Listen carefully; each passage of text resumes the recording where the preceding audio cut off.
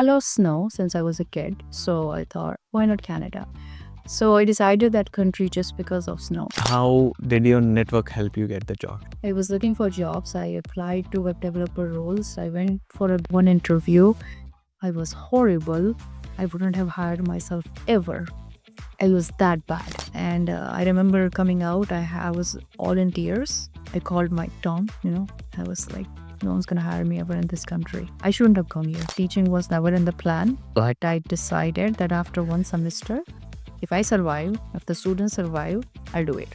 I ended up working with clients from 19 different countries, living in a one-bedroom house. I was an entrepreneur for 7 years at that time, and my company used to build visualization softwares in AR and VR for architects and interior designers. If you're spending $100, make sure you're getting 500 out of it, or else it will be like owning a Ralph Lauren blazer for $5,000 and never wearing it. So you've been running an agency, you are working with Home Depot, you are a teacher as well, you have a personal life as well.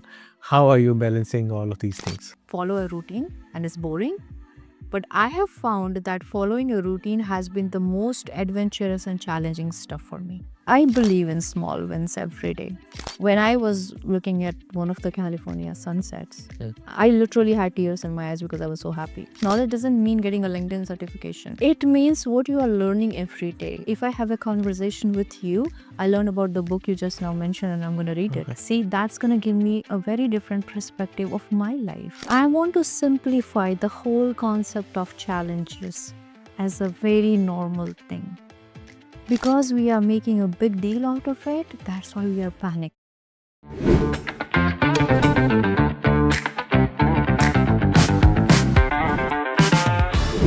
Welcome to another episode of Kurious Kamal Talk Show. Today we are diving into the life in Canada, exploring the student mindset and uncovering how one can excel both personally and professionally. We'll talk about personal growth, professional growth, entrepreneurship and everything in between. Our today's guest is Sweta Akshi. She was one of my professors teaching web development, and let me tell you, she's the kind of teacher whose classes you never want to miss. Not just someone who teaches a subject, but someone who teaches you about life. Such a soft-spoken, always well-dressed, always open to discussions, going above and beyond to help the students and her mentees. I'm sure you have had a teacher like that at some point in your life. She's more than just an exceptional teacher. A tech expert working in one of the biggest retail companies in Canada and excelling in the corporate world. A thriving entrepreneur running her own creative agency. Let me tell you, this episode is packed with valuable insights and stories that are bound to inspire and motivate you. So grab your coffee, sit back and enjoy this enriching conversation. All right, so we have our guest here, Sweta Akshi, and I was hesitant and calling her by her name because I've always called her and addressed her as a professor. So welcome, professor. How are you? I'm good. Thank you so much, Kamal, for having me here. I'm really looking forward to this conversation. Thank you so much. And first of all, thank you so much to get time out of your busy schedule, and that too in holiday season. Instead, you आप घूम सकते थे and you came here for me for the podcast. Thank you so much. You're welcome. And I'm really happy that you actually connected with me to reach out. I would love to have this conversation and see that how it goes. And on a personal note, I don't actually travel during holiday season because it's very crowded. Oh yeah, it is. I watched a video last night, the TPO on yeah, there was like 40 minutes wait for the parking, and I'm glad I didn't went there. Well, I did shop yesterday that it was all online. Well, that's good. And about inviting you, as I mentioned that day, then at that time we were talking, when I was in class. So I had all of this planned from so long, but now it's coming true. It's things are happening. When I was in class, I was in your second class. First class I missed. Don't know for why. But yeah, uh, in the second class. Attendance problem, guys. Viewers know that. So in the second class, when I saw you, your energy was amazing, and you're a person with whom I can just go to and talk to. With all of the students, it was like that. You always had full attendance, I guess, because of that only. So at that time, I realized, okay, I'm gonna ask her for the podcast, and here we are. Thank you so much. And I really feel like I always go back to my time when I was new in Canada and I entered the classroom. And I think the energy of the professor is something that's going to make you feel welcome. And that can change your mindset towards how much effectively you can learn. So I'm thankful to my professors for teaching me that because they did it for me. And that is something I feel like I should carry forward. Let's just move into the things I wanna ask you, and I have a lot of things to ask. First, just tell me about your journey from India to Canada. Why Canada? What was your background? Just give me an idea about that. Well, honestly, why Canada? I don't have an answer to that. Just like many other people, this was just one of the options. I did research on what I'm going to do, what course, what program I'm going to get into when I am moving abroad, but I did not research about the country. I had a couple of options. My first and foremost option was always New Zealand because I would love to bungee jump every week. So I always felt like that's the place where you should be doing it. And my second option was Germany because it wasn't a lot of hype. Again, I had no clue about why, but it wasn't hype. And we are kind of a trend follower. Not everyone, but most of us. So I feel like Germany was there, but then I had to learn a new language. And I already speak 5 languages. I didn't had energy in me to learn a sixth one. So I dropped that idea. And then someone suggested Canada is a good place. Well, I love snow since I was a kid. So I thought, why not Canada? So I decided that country just because of snow. I'm happy at it, I'm a Canadian today and I really am proud of this place. So, but my journey from India to Canada started when I was already a matured student. I didn't come here finishing my graduation or post graduation. I had 7 years of experience when I stepped foot on that post grad first class. I was the oldest one in my classroom. Everyone was in there like amazing 22s. And I was someone who was gonna be 30 in a year or two. Oh, So, but no, that didn't me feel awkward. Sorry, but I was kind of the boss of the class. you have that energy. Oh, thank you. Oh, yeah, and a good note. I am pretty sure my batchmates don't hate me. But yeah, my journey was because I felt like I could learn more than what I was doing at that point of time in life. I just felt like there is so much more to explore. And why not give education a chance again? So that was the reason why I decided to leave everything behind and pack the life in 2 suitcases and just Come to that Canada. plane. All right. So, your study background, what was it in India?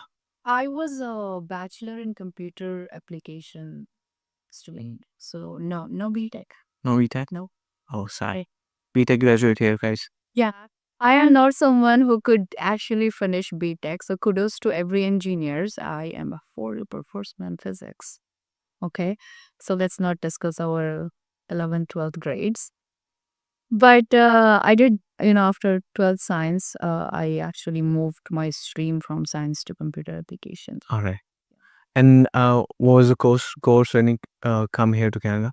It was web designing and development. Okay. Okay, mostly focused on software development as well as web development, including a little bit of mobile application development as well in one of the semesters, if I remember. But I stayed in the stream of technology. Okay. So, and your job experience you had in India, what was it that about? It's a mix and match. Okay, I started, of course, my main job profile has always been a web developer. But I also moved to client relation manager where I would actually start from talking to the clients about their project requirements with the stakeholders and then switching to also a little bit role of scrum master where you are actually managing a team of developers and designers. And back in those days we used to have database administrators, you know. Now it's all full stack, I know. So yeah. So I was doing both of them, and alongside, I have my own company that I was running. And I was an entrepreneur for 7 years at that time. And my company used to build visualization softwares in AR and VR for the architects and interior designers. At that time when you were in India? Yeah, I started at 21. That company. Okay, holy. So you've been an entrepreneur for so long, right? Actually, yes. And there's a funny story behind that. After finishing my education, I went to Bangalore to find a job. I mean, I'm in technology, how hard it can be. Uh, Bangalore is a inside. Hub for us, yeah. Yeah, it's there are so many jobs, but there are more job appliers. So, Yeah, yeah. the job applicants are much more than the job givers. I found a job, and I think this is back in 2012 I'm talking about, and they were paying me 12,000 rupees INR. I think the auto rickshaw would cost me more.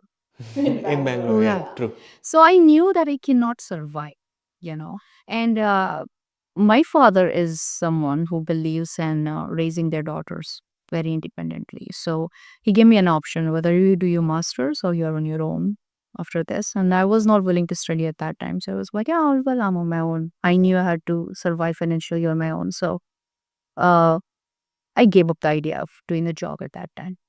And I got a client who had this crazy idea of like, can you build us something which can help us visualize the wall and floor products for clients? Okay. It was just a very rough idea. And of course, I didn't know all the technology to do it. So what I did was I asked a company who can do this for me. Okay. And I worked as a middle person at that time, someone. And I do remember negotiating very hard, and I earned, it's not a big amount right now, trust me. I earned in between something around 40,000 rupees. And that was my first project. And I decided, well, this offer looks good. You know what? Let's take this further. And I ended up working with clients from 19 different countries, living in a one bedroom house, in India. And I never had a like, proper office or anything, but everything was online. And I feel like that is one of the, you know, successful learnings of my journey. And I felt like very much proud when I ended up working with RAK, that is one of the biggest, tile manufacturers in the whole globe. So that was the saturation point where I thought, like, well, this is it. I've done it.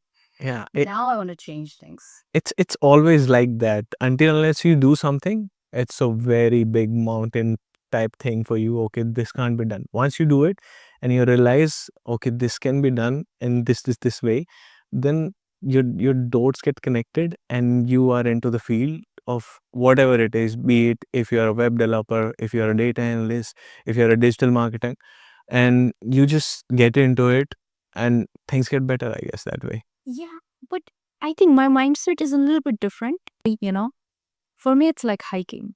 You're going to hike a mountain, you reach the peak, you see the view, you love it. And after 10 minutes, you have another mountain in your mind. Yeah.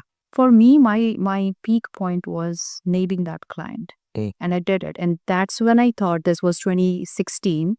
And I'm like, okay, I think I need more. And when I say more, I'm not like running behind success. It's just a change, a big change. Because every 5 years, I feel like I want everything different that's going on around me.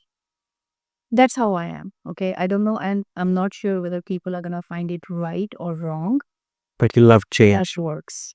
It's like in one of the Hindu religion holy book that they have, Bhagavad Gita. It says like change is the only constant thing in the universe, and I am adapted to that thing. It's not like I have to adapt. It's like I love it. If things are not changing around me, I'm gonna feel monotonous about it. All right. So, when you moved to Canada, how did you start over here? You had any family members, anything, or how was your first job? How did you get your first job? So, just tell me about that. So no, I didn't know anyone in this country. Okay. I came on my own here, and I do remember the place where I was supposed to stay. They kind of called up when I was in London Heathrow Airport and said that we don't have space anymore. So practically, I didn't have anywhere to go when I landed. But of course, the first few hours, you are very busy with the paperwork and everything. And I was sweating. I was like, oh my God, why do people say Canada is cold? Yeah. I mean, because you are so much stressed, you're anxious, you're nervous, you're excited, As soon as I was wearing a very thin leather jacket, to be very honest. And then I stepped out of the airport wearing that and that. damn, this is cold. Because I was coming from a place in India where it was plus 28 and I'm landing where it feels like minus 28. See the difference? And then I stepped inside. I took up my jacket, I bought it. I had no idea because I landed on 29th December. It's New Year's. Every hotel is packed around the airport. And the worst part is my phone is not working outside the airport. I do remember, and there was this cab driver. He looked at me. He saw, it was like, uh, where do you want to go? I'm like, I have no idea. Can you help me find a hotel? He took me to a Hilton nearby. He said, probably you'll find a place here.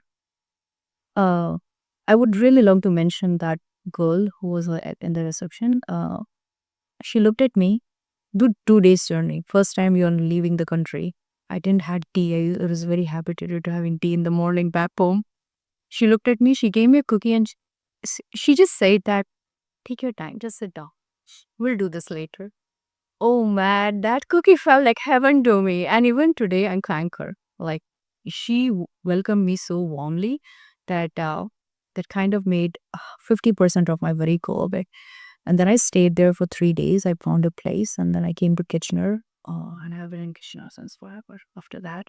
Since then, you're in Kitchener. Yeah, it's been like 7 years. It's been 7 years. Maybe tomorrow it's going to be 7 years. Amazing. So you love Kitchener? How is it?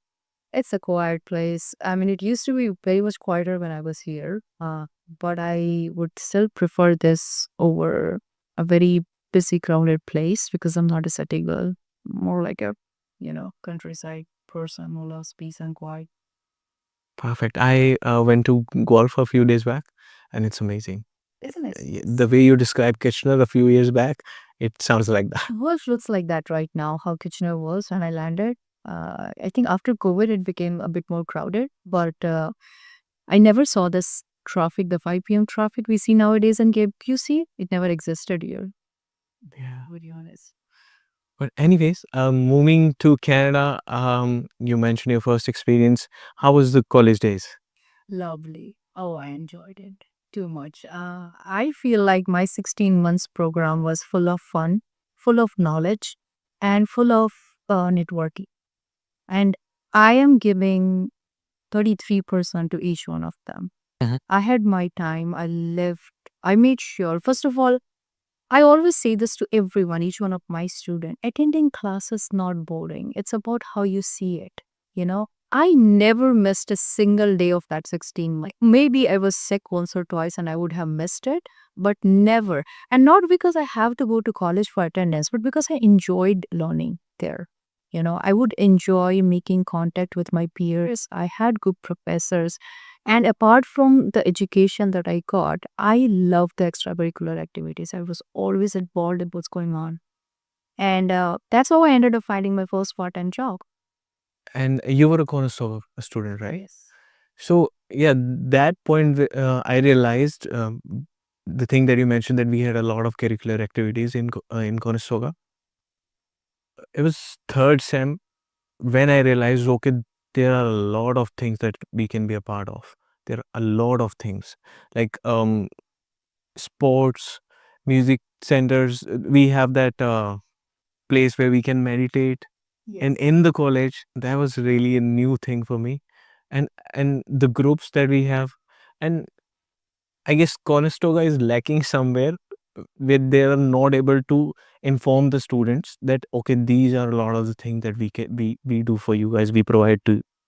But they do have a social media accounts. They do have a lot of social media accounts. And I do understand there is a challenge when there are so many students across so many different campuses. Okay, I get it. Yeah. But honestly, if you follow 3 or 4 accounts, official accounts of Conestoga, you will know each and everything that's going on around. That's what I did.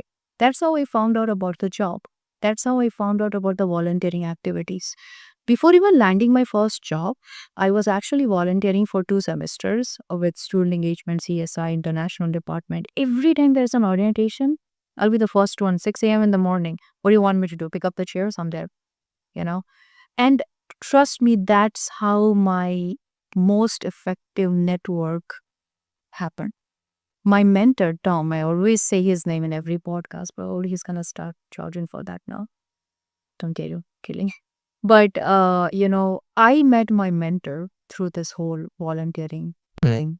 I won 2 awards, and one of them is the Neil Artisan Award, which is actually the highest leadership award Conestoga offers. And I won that only because what you're doing outside the classroom, that matters a lot because you're giving back to the community. Yeah. And when I say community, it's not always about doing big things. It's about the small things that you do in life. You are saying hi in a very nice way to someone who just landed in Canada. So you have no idea how impactful that is. Are you gonna make faces on now and they'll be like, dude, I shouldn't have come here. See, it's a very good difference. Yeah. It's about everyday life what we're doing. And I do remember you have a question about small win. I'm telling you right now, it's all about small things. Small things that we do for others. Yeah. If you're gonna wait for big events, you're gonna be happy maybe 10 times in your life. You had. So don't And wait for big things. it's always like that. You want something, you did it, 5 or 10 minutes, it's gone. That kick, that feeling of happiness, that feeling of achievement. They are more That- pressure for another mountain. Statue. Because you saw it. The whole hype was, I'm gonna reach up and wanna see the view. So you're not enjoying the journey anymore because all you have in your mind is when I'm gonna reach up there, I'm gonna see the view. But after 10 minutes only, what would it look like if I saw the view from another place? See? Perfect. You're describing me. I'm getting goosebumps. This is me. This is what I'm doing right now.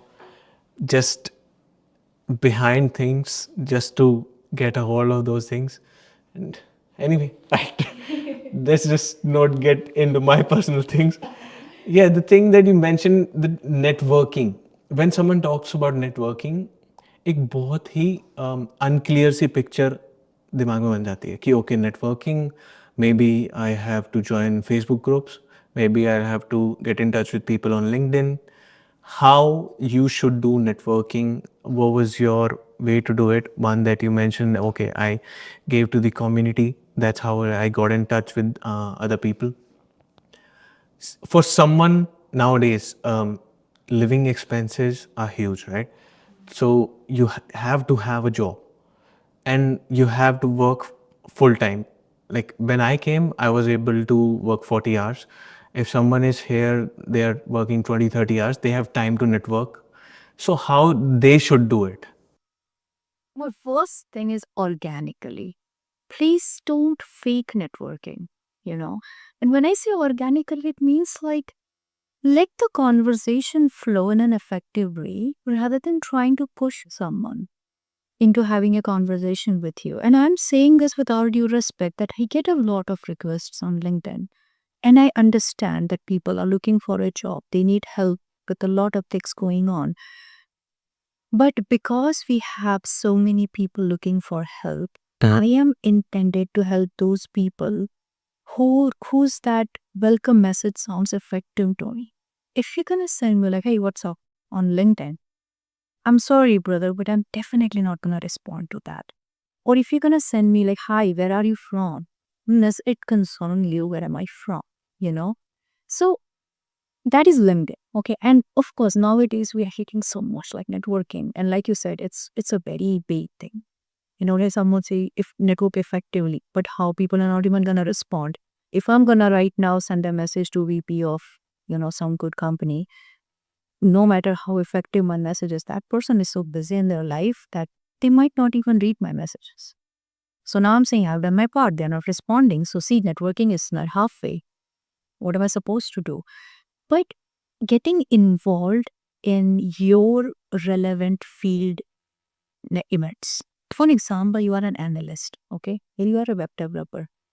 And if you're going to something which is not even relatable, you're gonna have less things to communicate about.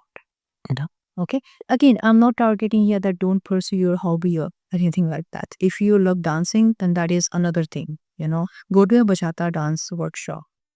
Learn salsa. I know that Waterloo Public Square has it in every summer weekends. Yeah. You are gonna network there. And don't always look for an output in networking. Then that's the main point I guess. Yes. Good connections, you might not know how they're gonna end up helping you. But when I network, I didn't even know I'm networking. It all happens organically. So I'm volunteering, I'm meeting amazing people, and I'm seeing women who are doing their masters in leadership at the age of 50 plus, managing such an amazing profile in the company as well as managing two kids. And see, this is my network now. I'm getting so much inspired. I tell them, I communicate, I tell them like, okay, Amy, you're so amazing. He inspired me in so many ways. She's gonna remember that, and that is how it's gonna impact me later on. If she ever thinks of a role that is, collided with my skills, she will be the one to refer. Without even asking. Yeah, without even asking. I mean, I remember getting featured in so many different videos and, activities at Conestoga. I never went looking for it. My job as a part-time professor at Conestoga, I never went looking for it. My job at Home Depot, I never went looking for it. So honestly, if someone asks me, how did you job hunt? I don't have an answer because I did not. And that was the next question though. Yeah, I did know. I never looked for a job. I never applied for a job because both my jobs came to me. All three of my jobs when I was a part-time student, when I finished my graduation and I joined Conestoga as a professor. After as a professor, I also took up the role of subject matter expert, curriculum developer. All the roles just came along because the people with whom I worked, they said that Shweta can do this. You know what? Just ask her. Manifested it? Or not even manifestation? I really never knew the concept of manifestation up until now. Yeah. And I don't say I don't believe in it, but I just feel like you still have to make a plan and work for it. I mean, manifestation might or might not work. Universe might give you some opportunities, but if I'm gonna sit at home thinking like, "Oh, it's gonna do its job," I think free will came with the package of human beings. So free will means we are allowed to make our choices. Yeah. And we have to do it. We have to do it. There's nothing like we should do it. If you're not doing anything, that's your free will of choosing to do nothing. So it's basically like you'll have to follow a path according to your goal that you have in your mind. And then if you are manifesting something related to that, things will come up to you because again you have I have mixed a lot of things here though, but I'll complete my sentence. You have a lot of contacts, you have a lot of people in your network, you have helped without even asking for something, then of course thing will come to you. And if you want to call that manifestation, perfect, call it manifestation. Call whatever you want. You call it effective networking, you call it your hard work, you call it manifestation, call it luck, destiny, hard work, whatever you want to call it. At the end of the day, it's about, are you on the path where you want to be today? Your path is going to change few years later. Totally. Your path was not this few years back. But what today on, 27 December 2024? I want to be here at this room and I'm here. That's it. So that is whatever you want to call it. I honestly don't have a proper word. It depends on what soothes your mind. Yeah. But for me, it's about choices. I call it my own choice. The choices that you've been making from so long ends up taking you to a place where you either desire or not desire. Again, I said, if I'm going to be making the choice of climbing that mountain, and then after 5 minutes, my choice will be to climb another one. So that's going to change as well, You never know. Yeah, so about job, I was about to ask, how did you get into it? So as you mentioned, you didn't apply for it. How did your network help you get the job? So I was, my first job was in the Conestoga College Student Engagement Department as international student assistant. And I do remember I used to volunteer a lot for them, for all the events. And the person for whom I used to volunteer all the time, he was the one taking my interview. So I knew exactly what questions are going to be asked. And he knew exactly what I'm going to answer. It was really a formality according to me. And I was confident that this job is mine. I did apply for that role. Yeah. And I know a lot of people of my friends also applied. Well, I was pretty sure it's going to be not be overconfident, but It's my self reflection that I know what energy and impression I leave behind. Again, this is not luck. This is my hard work, my smart work, my communication skills that I know that what people are going to talk about me when I leave the room. Effective people, at least. Okay, I'll not talk about everyone in this on this planet, but the people I am trying to impress are going to get impressed. That's for sure.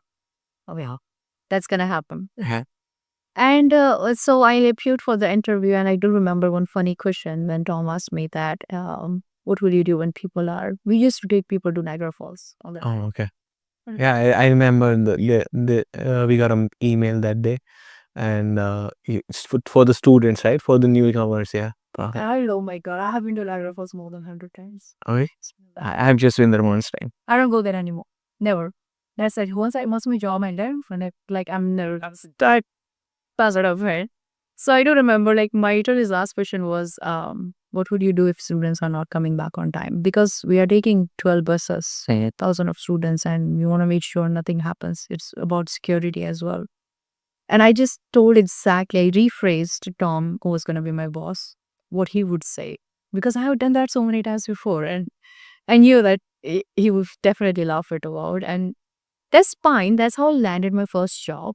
And I want to say a big thank you to that team, the student engagement team, everyone, Janina, Amy, Tom, Kaylee. They were like my family here.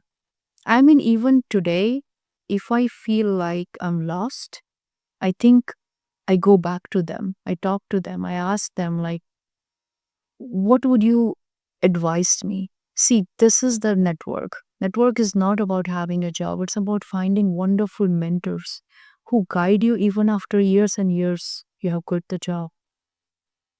My passport application, my citizenship, like my guarantors are my work people. And I'm not saying because I don't have any friends or anything. I'm saying, like, those work people, those managers actually became my family over the time. So that's how I landed my first job. And my second job was. And then the second job is the one at the Home Depot, right? Yeah, no, my second job was in Canada, was the part-time professor thing that I took up at Kurious. Cornerstone. Okay. So I graduated in April 2019, and I was unemployed because your student contract ends the day you graduate. I was looking for jobs. I applied to web developer roles. I went for one interview. I was horrible. I wouldn't have hired myself ever. I was that bad.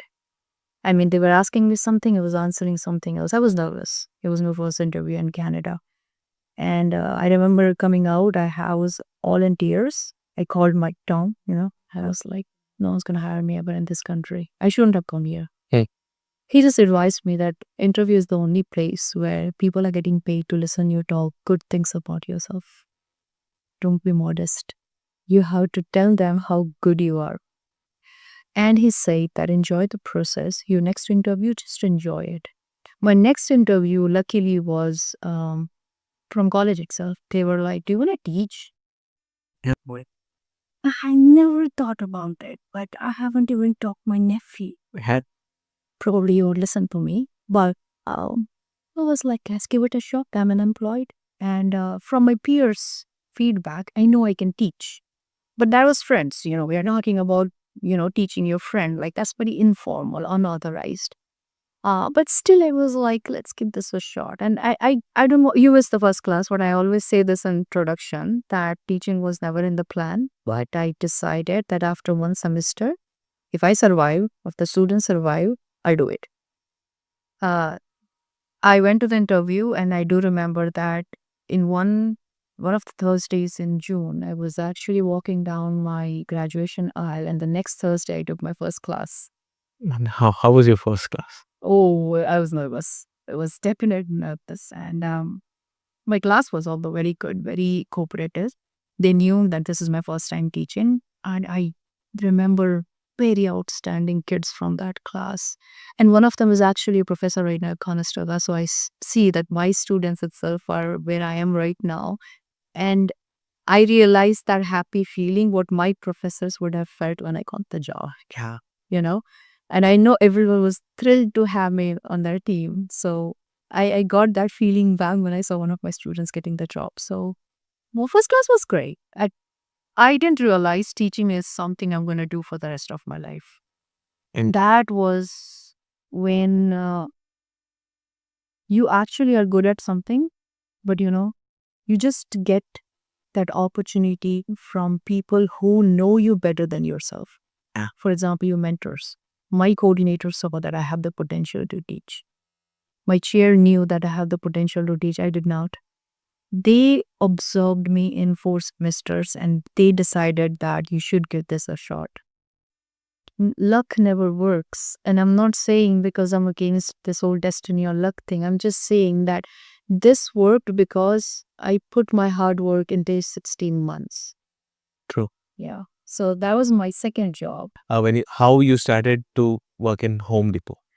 Yeah. So continuing from this story, after 3 years at Conestoga, I decided that uh, it's time to switch things up. The first thing was I was too comfortable in my bubble. I practically knew everything I was doing. And of course, teaching is something where you learn something new every day from every student, from every class you are taking. But still, I was thinking, like, I'm too comfortable here. And also, I wanted to get a car. So I tell this to my Home Depot manager as well. Like, I was never planning to stick around. And I never had a full time official 9 to 5 job. All my jobs previously were flexible, you know, and it was either part time or I would just go in during my time. So having bind myself like to a routine of 9 to 5 was a challenge. I appeared for the interview and I got the job. And I actually didn't apply. Someone reached out to me that there's an opportunity who would like to take an interview, and I just gave an interview. I was hired. I loved the concept of what Home Depot was doing for their store associates. So it's a whole thing of like you're going to train the internal store associates to join the IT teams, right? And I thought like this is something where my work is going to impact people's career, life, dreams, and their skill set. So it was a whole package deal. I am staying in touch with technology as well as I am not quitting teaching that I never wanted to do. I joined the job and I realized that I think I'm going to stick around. So I think a few days back, I finished 3 years at Home Depot. And Congrats. thank you. And I really enjoyed running all the my 4 cohorts I have run. And alongside, I get to volunteer. Right now I'm a reading buddy for first and second grade kids. And then I ran a coding camp for indigenous kids to introduce them how technology looks like and they can build their career. And all these are like kids less than 10 years. So that is something I really love to do. I love teaching kids. Early start for them. Yeah, it's an early start, and you have to make them realize that life is going to be easy. Mhm. You just have to focus. We always tell this the other way around. Life is going to be very hard. Come on, you have to keep working. You are already planting a big fear inside their mind. And it's human tendency that when you're scared of something, you kind of tend to run the other way around, Yeah. not towards it. So you see, kids are not even running towards their life and career goals because they're already scared. So you just have to tell them in the beginning that it's going to be all fun. You just have to stay focused. And I feel like if I can do even 1% positive, impact on the kids, then it's all worth it. And funny thing you mentioned about your car. I so that don't forget about it. Everyone used to in the class. Everyone used to talk about the car. Oh, professor has a nice car. Yeah, you're Tesla, right? Yeah. So as you mentioned it, I just that thought came in my mind. And the thing that you're impacting the society and you're working on the things that you love. I guess have you read that book Ikigai? I guess that comes in action and you feel a sense of achievement, a sense of basically self-satisfaction. So I guess that's the thing that you mentioned here. Yes. See, everyone has different priorities and perspective with what they want from their life. Mine might not align with others, but it aligns with what I want. And I don't want a job where I'm not happy every day waking up and going to work. So I kept it pretty clear. I might have to compromise on few more things to achieve this, but for me, it's worth it. So, whatever job I'm going to be in today, tomorrow, 10 years later, my goal is I should find peace, happiness, and content in what I'm doing. And I know how I am going to find it is what's the impact of what I'm doing? How is it changing someone's career journey or even life? Of course, I don't have superpower to change anyone's life, but if I say one word and it might help you think positive for even like a minute, I think I find peace in that. That's completely my perspective, my mindset, and that's what I want to do. Amazing. And about all these things might have changed your perspective of looking into success, right? So how was it like success India में आपके लिए कैसा था? आपको क्या लगता था कि okay, this is what being successful mean when you were in India, and how it changed now? I think it changed a lot, and it's going to change again. Like I said, it's going to keep on changing every few maybe days, weeks, months, you never know. Uh, of course, like any other person, I thought like uh, success is more gonna be like how you're gonna be recognized by people, how much money you got, what car you are driving, how do you have a house which is like 4 bedroom backyard. Maybe in the beginning that was success for me. Over the time, right now, success for me is how many different places I've seen sunset at. How many countries I've traveled, how many local cultures I've explored staying there while I travel. So that's success right now. When I was making a list of things I want to do in 2025, there is a lot of things I want to work on towards my self growth. But at the same time, I've told like I want to visit at least 2 new countries. So I know this is my long term goal. Now I'm going to focus on my short term steps that is going to make me reach there. So money is still involved, okay? I never say that don't run behind money because I'm a solo traveler. For me, my safety comes first. So I always make sure that I'm staying at a good place. That's going to cost you money. True. So I'll never say that I'm going to work. No, I'm not running behind money. But where are you going to spend the money is what's going to bring you happiness, right? For me, traveling safely and in my own comfort zone, spending money on that is going to bring me happiness. So success still means that whatever I'm doing professionally, it's creating a positive impact. Whatever I'm doing personally, it's also creating a positive impact, not just towards my growth, but also to the growth of my family and friends involved. Because we all are in this together, okay? We cannot feel like we are humans. We are going to need people. So even though there are people who tell me that I'm a one man army, I can do things on my own, you're still going to need people. True. Okay. You can't do things on your own, like everything. Yeah, I had a phase in my life where I thought I can do things on my own, but it takes a lot of maturity to understand that no, you have never done things on your own. There's always been some or other back support you have had, intentionally, unintentionally, doesn't matter. So for now, success to me is uh, growing both personally, professionally, but at the same time, traveling as much as I can. That is a huge part of success for me right now. Traveling. So what was the last destination for you? I actually did a road trip for entire California. How's it? Yeah. Oh my goodness. Like, I fell in love with California. I'll be very honest. It was really outstanding. And I was there for like 20 days. And I can't get enough. Like, I can't wait to go back. Road trip as in your car? Yeah, not my car. I actually flew to Okay. San Francisco and then I rented a car and then I went around Okay, throughout the California. throughout California. Yeah. Perfect. Sounds fancy and amazing. Yeah, it's great. But then, I travel solo, like I said, because I wake up way too early and I know no one wants to wake up early on their vacation days. So that's the price I pay to, travel by myself. It's a lot of driving, but then again, stay focused. Like for me, I enjoy the journey because I know the destination is going to be a beautiful sunset at Carmel by the Sea. So it's all worth it. I'm gonna do that someday. You Sounds amazing though. You should. Yeah. That's good. And you mentioned your entrepreneurial journey started at 21, right? And I thought that you have just started your agency. I just came across your website. So how was your journey back then? how is it now, and what are your plans for future? My journey back then, oh, a lot of mistakes. Okay. If I go back, I could have done a lot of things more effectively and differently. That while I was a newbie, right? I had no experience of how a corporate world works. And so definitely I have a list of don'ts. That is helping me today. And I restarted my journey as entrepreneur before a year. And I'm restarting my not the same business, but I'm getting into, I'm starting a new company.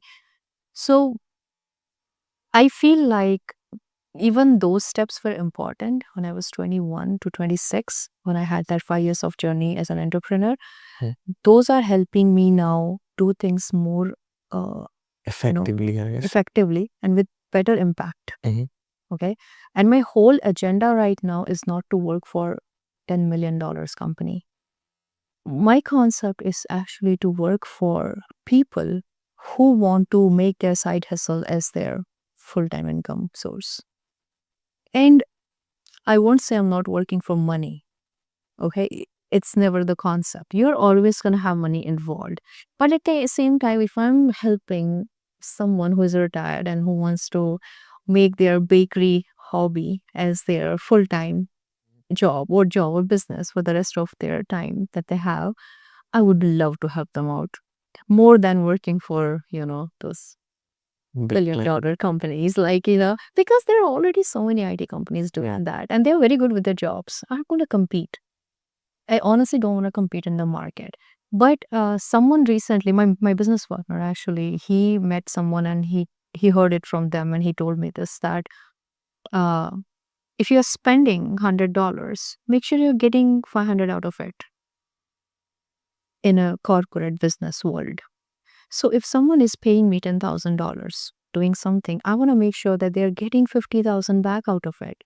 Or else it will be like owning a Ralph Lauren blazer for $5,000 and never wearing it. True. It's So like I have one of those. should I wear it today then? Oh boy. But see, it's true, right? If you are, that's how now, see, there's a huge difference. When I was 21 and I started a business, all I wanted to do was bag the big clients. And like I said, my situation point was bagging the biggest client. Now the whole concept of business has changed. Effective work, getting clients who are actually looking for help, helping them set up their business in a way that they are going to be happy and satisfied for the next 5 years or 10 years they're going to be in the business. Yeah. That's the goal of my running the business now. All right. So that's like I've been listening to Simon Squibb and a lot of things that you mention here, and this is like the whole concept that he's been portraying for so long in his social media and YouTube and all. So yeah, if you have a goal bigger than just a monetary value, then you will probably be helping someone who is in the need of it, and that will again make you self-satisfied about the thing that you've been doing, and of course money comes with it. Money comes with it. Yeah. So don't worry about that. It's if you're going to be effective in whatever you are delivering, money is definitely going to come with it. Just give me an overview of what you're planning, like as in agency wise. Is it an agency, or what is it? What's the structure of the company that The structure to the company is, see, we all know a 10-year-old kid can build a website now. Yeah. Okay. Or if you want to work on designing a logo, just get a Canva account. You're good with it. It's more about what is your website or logo doing for you.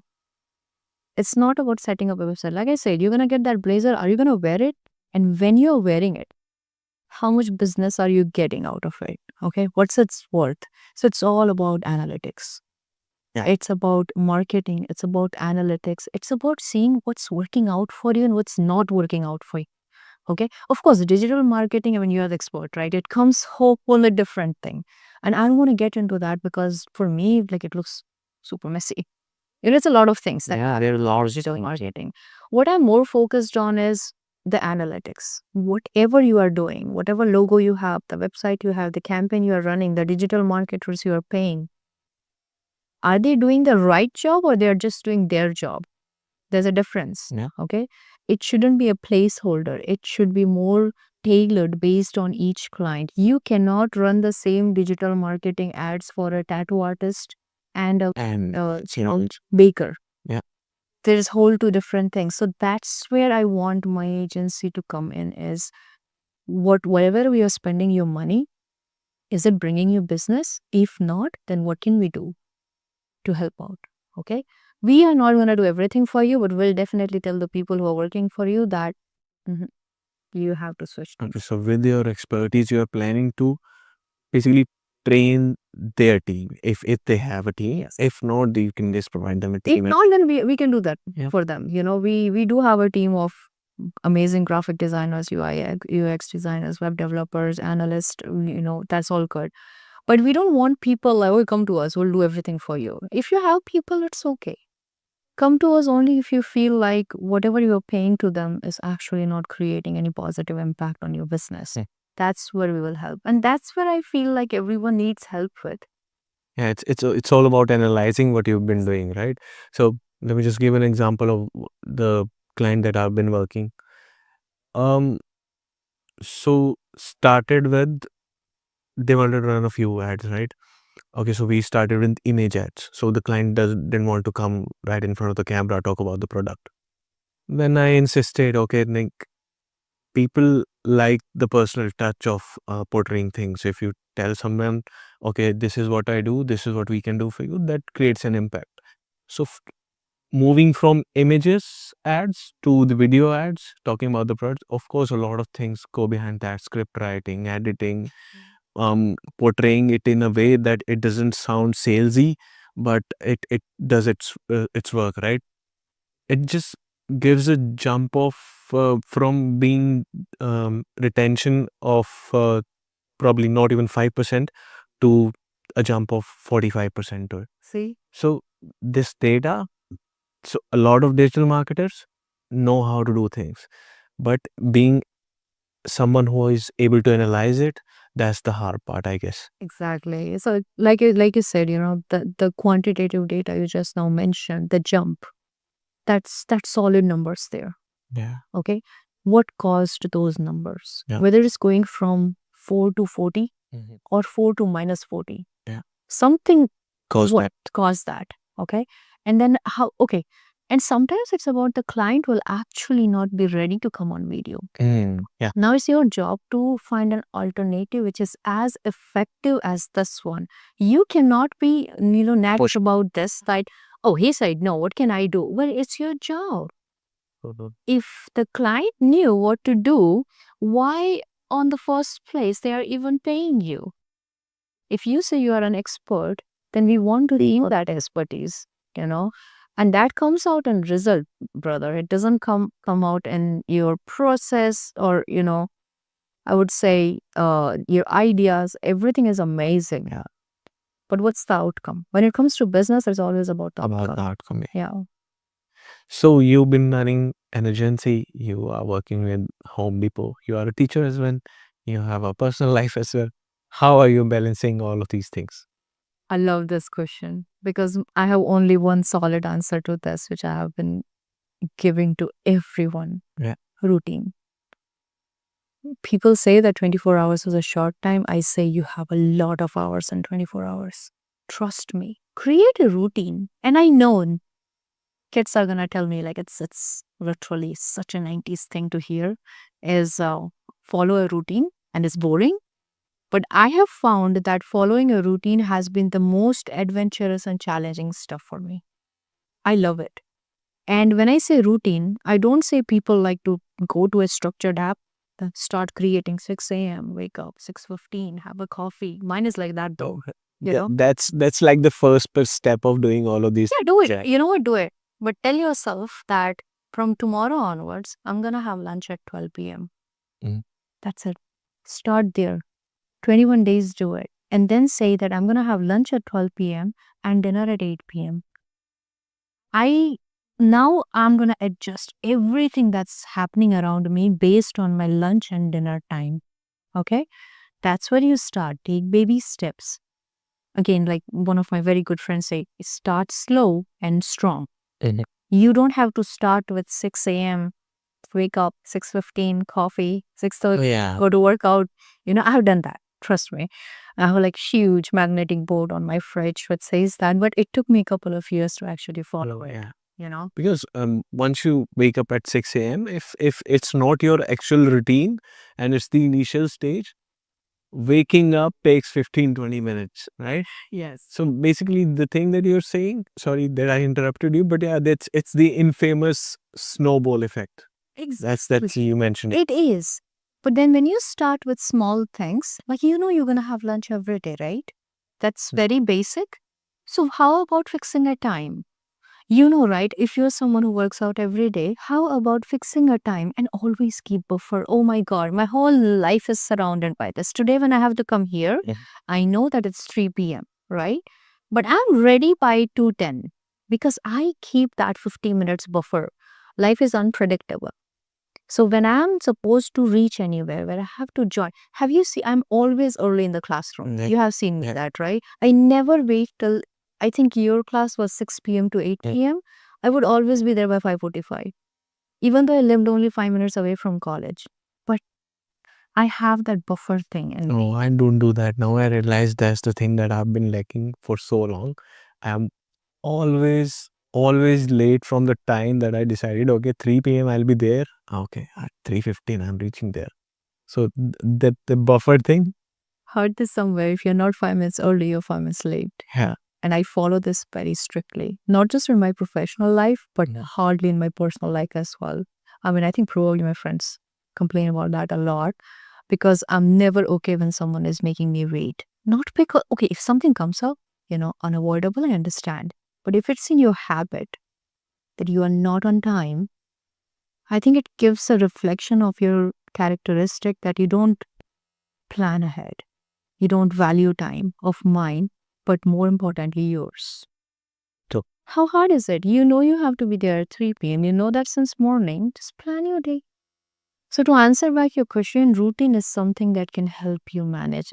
I still have free time. And Kamal, it's not just about your day to day life. When I'm traveling, I plan an itinerary. In my 20 days of trip, I have 3 days when I'm doing nothing. Actually, I am not selfish that I am out there paying for a hotel, renting a car. Oh my God, I have to see this. No, my body needs time to rest, or else I'm not going to enjoy the other stuff, right? There are times, let's say I'm at Golden Bridge. Next point I want to visit is, some other thing. I keep a buffer of 2 hours. What if I want to stay longer at the Golden Bridge? Sure. So life is about routine, but when you plan it effectively, it doesn't become a timetable. It becomes a source of most impactful outcome of your day. Whether you are personally involved with things or you are professionally planning your day, I talk every day 45 minutes at home. Every day. My morning starts with calling home my mom, dad, my sister, my nephews, and I talk to them for at least 45 minutes. Now, you tell me, I have two jobs, I do other stuff, and you are like, you talk 45 minutes every day? Every day since last, I think, 7 years. Never missed a day. My mom's gonna watch the podcast. You're listening to this, like people can find out time, they're never too busy. She's gonna blame me for not talking to her long enough. And okay, I do that. Okay, now you have to make a routine just because you can, catch up with your mom. For sure. Alright, so you have seen the most of the part for an immigrant's life. You came here as a student. You've done part-time jobs.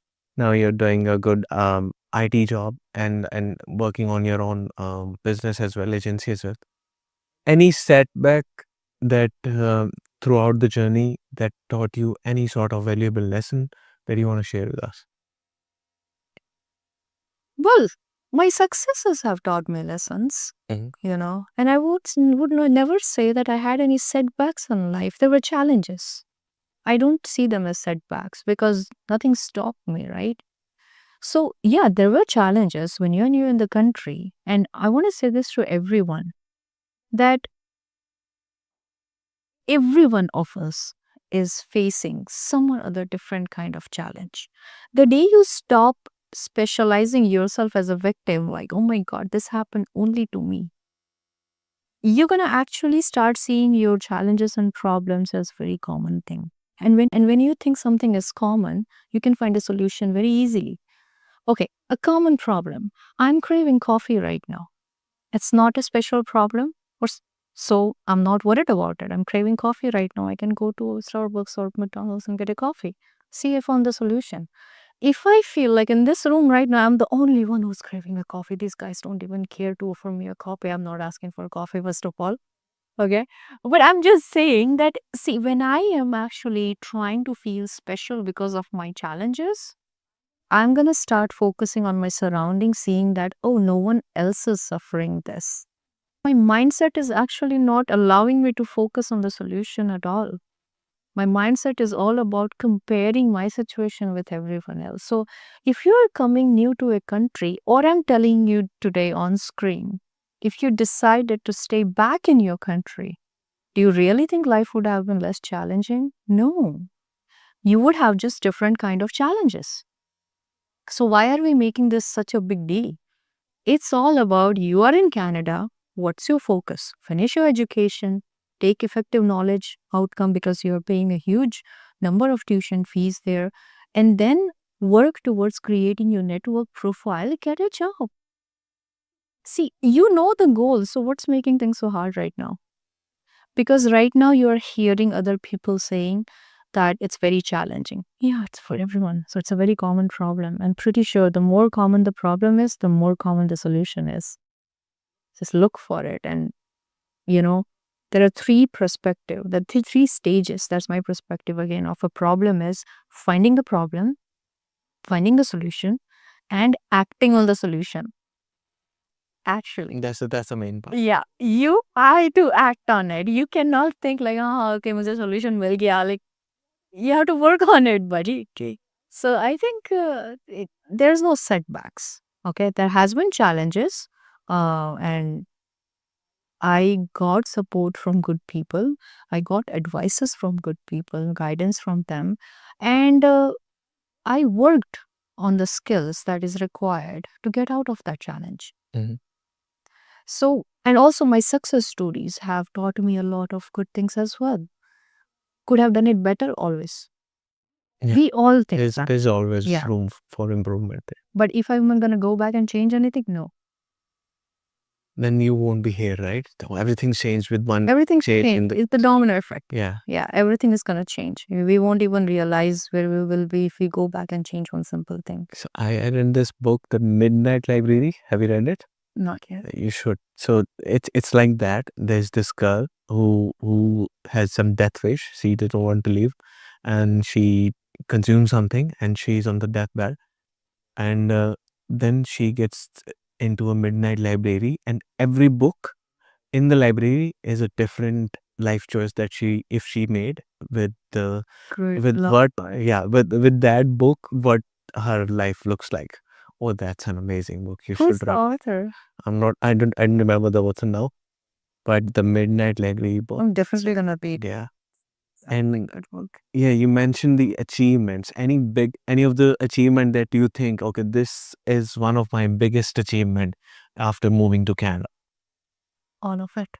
All of it. Yeah, like I said, I don't believe in big wins because according to the stereotype we have been brought up in, if I'm going to focus on big wins, getting a house, getting married, having kids, looking my kids getting graduated, or they getting married, or me buying a second car, third car, I think there will be only 15 to 20 days I'll be happy. Mhm. So I think everything that I have done, the good people I have met, the people who supported me, and the people whom I have supported along the journey, all of them are, for me, all of them come in the same category. And I'm a very simple person, Kamal. Honestly, for me, watching sunflowers makes me as happy as buying diamonds for myself. And I'm not saying this metaphorically. Actually, When I was looking at one of the California sunsets, I literally had tears in my eyes because I was so happy. I had, you know.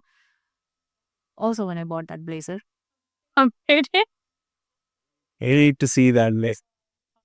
Such hype created around the blazer. I should wear that somewhere. You should share the picture. I'll keep it in that cover photo of the pod. Good Lord. I'm just saying, jokes apart, but I believe in small wins every day. Every day, if I'm following my routine, I'm not skipping good meals. And, I'm going to work out, which I have recently started. So I feel like it's a good day. Yeah. And one of the very important thing is I'm not negatively impacting anyone. Dude, it's a big thing. And not all people always focus on, and we see in influencers like do good, be a positive impact. I get it. But we forget one thing is don't be a negative impact. I know we have to be a positive impact, and I try every day. I did learn from one of the Buddhism books I have been reading that I am the biggest assignment of my life. Okay. So that's the first thing I'm going to focus on is how I'm improving every day. But at the same time, intentionally or unintentionally, I shouldn't be saying or doing anything that's going to make someone feel less worthy. About that. I might have done that. I will never say that I have been a blessing to each and every person I have met. Immaturity, maybe I was young. I might have done that. And I honestly, genuinely feel like I should not have done that. And if given the chance, I would really apologize with all my heart for making anyone felt even less About themselves. about themselves, anything. So that's something I focus on, and that makes me very happy. Like my life's words, choices, actions is not impacting anyone negatively. It's worth it, man. That's the legacy I want to leave behind. Not what I have done, but it's all about like how much I have saved people from feeling bad in this world where everyone is so competitive, so comparative, and they just wanna, people see on social media is a very big influence, right? You see people traveling, and you're like, okay, this person has traveled 10 countries. I've just traveled to, but trust me, 5 years back, you would have killed to travel to countries. Yeah. We are never happy. Mountain peak, second mountain, it's always gonna be there. So, any advice to your younger self, being an immigrant, coming as a student, the things you would have done in a different way to make your journey a little bit easier to find a job? I mean, it'll differ from your perspective, and if someone else is in some other scenario, it'll differ for them.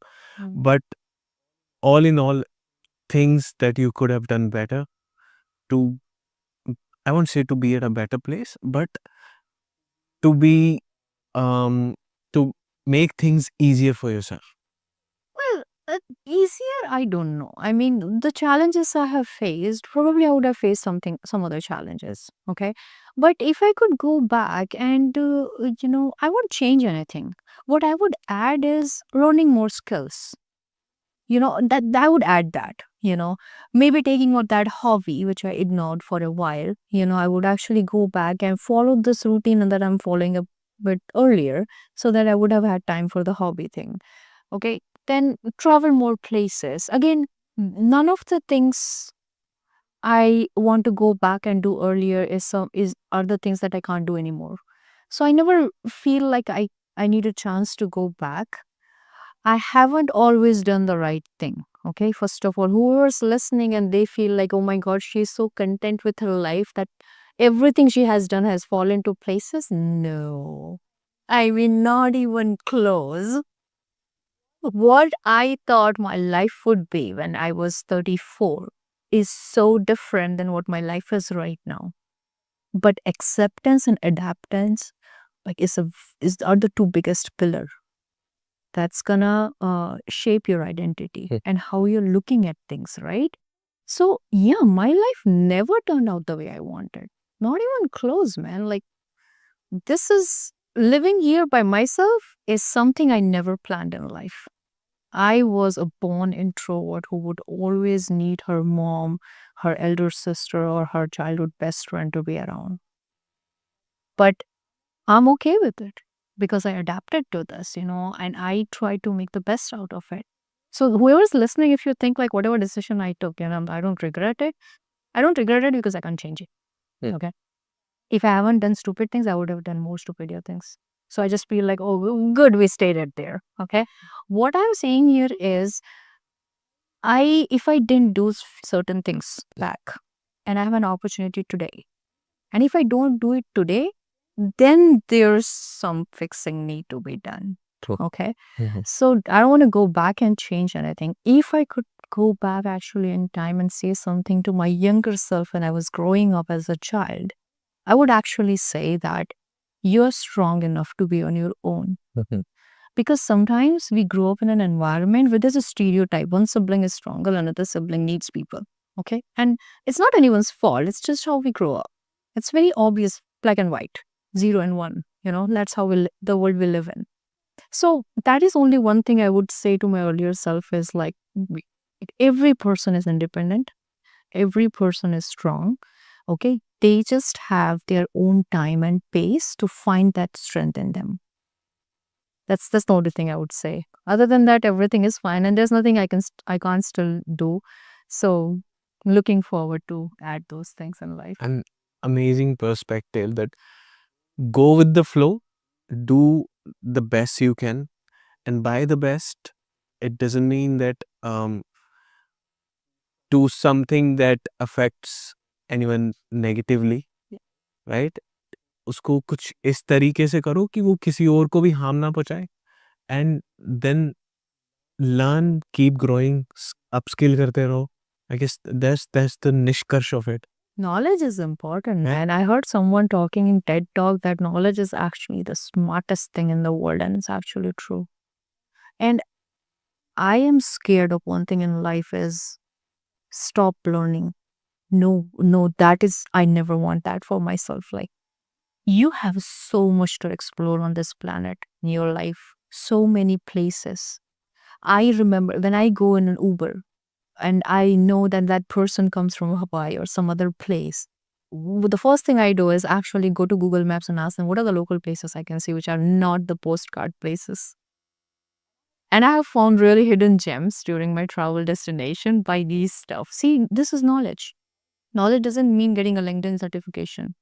It means what you are learning every day. Yeah. If I have a conversation with you, I learn about the book you just now mentioned and I'm going to read it. Perfect. See, that's going to give me a very different perspective of my life. Yeah. Small things, buddy. It's never about the grand finale. It's all about behind the scenes, all the efforts you are doing every single day. The main performance is like 2-3 minutes. Yeah. Again, the peak view will be like 5-10 minutes, and then another mountain. Yeah, you'll get a nice Instagram picture, caption, and everything. And Okay, I'm done with it now. Exactly.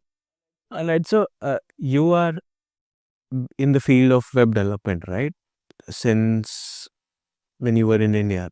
15 years Yeah. probably. Yeah. So let's talk about that. If someone wants to tap into the field of web development, और वो भी आज के scenario में, every company is trying to make developing a web as easier as they can make. Be it WordPress को तो चलो side में ही रख दो.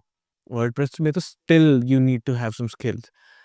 I've seen tools now, just give them a prompt, they'll give you a basic website and it's gonna grow. उसका वो चीज पीछे नहीं आने वाली है. At the end of the day, in a few years down the line, maybe, who knows, it'll be just like a prompt away with the full-fledged software, right? Right. What do you think web development, where does it going? Where does it gonna go? How do you see it? Okay. See, we are in technology. Okay. You cannot stop learning. You cannot stop upgrading. The moment you decide that I'm going to stop learning, that's the moment there's no future for you anymore. Yeah. Because your younger generation is going to come with more advanced technology and knowledge, and they're going to replace you. That's for sure. I would say, we are always scared of AI and we are always scared of how robots are going to take over one day. How about you learn how to build the robot and operate it? Perfect. There's human beings are irreplaceable. Like at least that's what I think in 2024. If you guys are watching this after 100 years, some robots, then hi. And the robot is commenting in this section saying hi as if it's Exactly. But I'm just saying, okay, web development tools have been enhanced. There are so many platforms like Wix, Canva. They can build a website literally in 15 minutes. Like I said, a 10-year-old can build a website. My nephew really created a good website recently, and it doesn't even line a single line of JavaScript, that kid. But he did that. Yeah. It's all UI. Hmm. Someone built that UI, right? There's always going to be jobs. You have to figure out, apart from the most cliche roles, there are different jobs. Someone works as an analyst, oh, I want to be data analyst. What kind of data analyst? They don't know it. There is a strategic analyst, there is a market analyst, there is a web analyst, there is a measurement analyst. There are so many different roles, but you want to tab only on the stereotyped roles. Web developer, what kind of web developer? There are people who develop microservices. Now, Canva and Wix can't do it, but they need it. Hmm. So yes, our basic education is alphabets. What we are learning today, or what people have learned in last 5 years are alphabets. We want you to learn how to write an essay or a story using those alphabets. Hmm. Sadly, what we have been taught in schools and colleges is using those alphabets and creating sentences. But now it's your creativity and your ability and will to learn that's going to help you write a short story out of those letters, right? So the people who want to make their future in technology, I would really say upgrade your skills. Look what's trending. Understand the graph of how it is growing. Then understand that, analyze it. That if within 5 years we came up with so many front end languages, right? Frameworks like Angular, React, Vue, Next.js. Yeah. What's going to be next? You should have that skill and you should learn that skill that you can figure out that maybe the next thing is going to be this, and then you learn it. Mhm. If companies are not hiring, you pitch it to the companies and you say that you need it. So, like, for my field, I've been into digital marketing for 5-6 years now. Now I think there's a need for me to learn analytics to be better at digital marketing. So yeah, you'll have to upskill anyhow, any situation, कैसे भी, क्योंकि AI enter करता रहेगा market में, things will gonna get better and better. और तुम्हें अपनी जगह बनानी है बेसिकली उस मार्केट के बीच में. Right. सो या अपस्किल तो उसका तो कोई सी थ्रू या और कोई रास्ता है ही नहीं अपस्किल का. This is very generic, let's go back and see, 100 years back. Like, people didn't used to drive cars. But do you really think, like, when cars came in, the job of people were threatened? No, people learn how to drive, So we are upscaling ourselves. So I would really say, yes, it's challenging. Yes. Always going to be challenging. Again, stop making challenges such a big deal. It's a part, man. Just enjoy it. और हर challenges से कुछ ना कुछ तो सीख ही रहे ना. Yeah. How amazing is that? कोई challenge ऐसा तो है नहीं कि जो तुम्हें, I read it somewhere, like when you enter a storm, you never come out as the same person. True. I fall in love with the other person who comes out. Yeah. तो बढ़िया है ना, हर challenge आपको कुछ ना कुछ सिखा रही है. Isn't that the end goal, that you should be knowledgeable? Like, when you die, you're not dying exactly as the same person you were born. True. But that challenge वाला part, जब आप storm के बीच में हो, you need to, वो wisdom चाहिए तुम्हें कि okay, this will end. It ends. Right? It's not a myth. Yeah. It does end. And you know what? When you're going to come out of the storm, another storm will be waiting. That was also a fact. Yeah. So it's always going to go. See, never wait for a perfect day. It's not going to come. Yeah, see, even while shooting our podcast, the light went off. It's gonna never be perfect. I thought someone actually turned off. No. But he went down. But yeah. So, yeah. So, this is it. Challenge come, we're gonna figure out later while editing. Yeah. Anyway, there was for editor though. But yeah, so any key things for international students who are willing to come and start their life here. Um, it can be from they can be from any field. Anything you want to share with them? Stay focused, I would say. Follow a routine. And a very important thing is you should know where you're going. And again, like I mentioned, I don't want to contradict what I said that I love changes. Mm. Okay. But I do have goals, you know, and whatever steps I'm taking is making me walk towards that goal.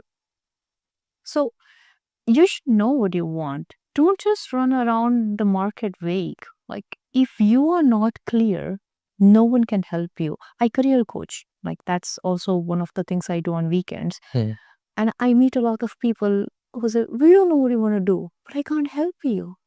There are a million things you can do in this world. Like, I don't even know you. How do you expect me to coach you if you don't even know what you want? So, for all the new people, or even the people who are already here, who feel like they are unclear, the first thing you need is clarity. What do you want? No, don't think of the whole life right now. What do you want by the end of 2025? Okay, we are in December, so let's talk about that. So by 2025, let's say you want, some amount of money in your savings account. Let's just talk about, financially. So next step is, how can you do that? Now what are you going to do? And like I said, the main important one, do it. And do it every day. There's no shortcut. Sadly, there's no shortcut. You have to work every single day of your life to reach there. And again, I don't know why people think it's a big deal. It's part of life. It is. Yeah, let's not make challenges, setbacks, feeling lonely, emotional, coming to Canada, or living away from family. All of these are sentimental. I know. All these things are on social media, just these negative things. And once someone's here, you miss your family, but that's fine. You chose this path, right? You came here. No one forced you. For me, I'm a single child, and my mother never wanted me to just move abroad away from her. Yeah, it gets hard sometime, but that's fine. There will be time things will get better, and that's what I tell her. And yeah, challenges का वही है, आते रहेंगे, and you'll have to just stay calm and be just focus करना अपने goal पे, and then I guess you'll get out of it as a better person, as you mentioned earlier. Yeah, and then you're gonna get into another mess. Trust me, I am just saying this is a part of our life. Yeah. Okay? You wake up every day, you work out, and then you're hungry. Yes or no? Yes. You eat food. That's the solution. Next day, you're again waking up hungry. I am telling this, I want to simplify the whole concept of challenges as a very normal thing. Because we are making a big deal out of it, that's why we are panicking. It feels like a huge thing. Yeah. No, it's normal. You remember school mein? Like every year there would be 3 exams, man. Yeah. And every time, like in all those exams would feel like, kab khatam ho?" Say. True. But it will always come back. But we were now used to it. We knew that, okay, September there's an exam, January there's an exam, April there's an exam. We stopped freaking out after a while, right? Because we knew that that's a routine we're going to follow. So I'm saying this, you will feel lonely and it's okay. But what are you going to do about it? How are you going to process it? Those cliche things. It's not what you say, it's how you say it. It's true. It's not what you do, it's how you do it. How you are acting towards yourself and towards everyone else when you are struggling with something. You feel lonely, talk home. Rather than doing something silly, actually try to find out a thing that can help you learn and grow. You know why I'm focusing on self-growth so much? Yeah. Because that is something that's going to actually make you better. You will always find short-term pleasure alternatives. Again, these are not my words. This is one of my friend Inder's word, and I'm going to give him full credit or else he's going to, tell me. Yeah. He's definitely going to comment on the podcast saying that you didn't give me credits. But I'm just saying, he always mentions this thing whenever we talk is, Focus on long term goals rather than short term pleasures. And I have learned this from his discipline that it's true. You know, don't go with short term pleasures because that's not your solution. Mm. Focus on short term steps that is making you walk towards your long term goal. Yeah. Guys, please simplify this. Life is simple. We are making it way more complicated. It's all good. We all are struggling. We all are helping each other grow. Isn't that amazing? We all are helping each other. At least we are not trying to kill each other. That's good. Amazing. I mean, all of these things, like, ऐसे दिमाग में dots connect होते हैं ना जब इंसान के, and they say see things from a different perspective. Yeah. That's what's happening to me right now. And as much as I want to talk to you for next few more hours, I know out of your busy schedule you got us time, and this is the end of the podcast here. And for sure, I'm gonna ask you again, bug you again for another podcast. As we grow, the things will grow, and my way of taking a podcast will change. At that time, I'll get you. I'll bug you again for sure. And Well, thank you so much. Thank you so much for taking time out of your easy schedule and come here and sharing all of this input with me. Thank you. Thank you. Thank you, Kamal, for having me, and all the very best for your podcast channel. I'm pretty sure next time you're going to be doing that in a very fancy studio with your crew members, and might have some makeup artist as well. Cut that thing. I'm kidding. No, but real. Thank you so much for having me here. I enjoyed this conversation. I have high hopes for you. And I'm really looking forward to how your whole podcast thing goes. Okay. Thank you so much. Thank you for sharing amazing videos on social media Mhm. related to digital marketing. So I'm saying this to all the viewers. I don't know where the camera is, but if you want to learn more about digital marketing, then follow him. Kurious Kamal. I don't know his social media account, but yeah, you That's another account though. But yeah. But I can share it, pin it on the comment. But thanks again for having me. I wish you a very, very amazing, impactful, and growthful of New Year. Thank you so much. And likewise, I wish you the same. Thank you. Thank you so much.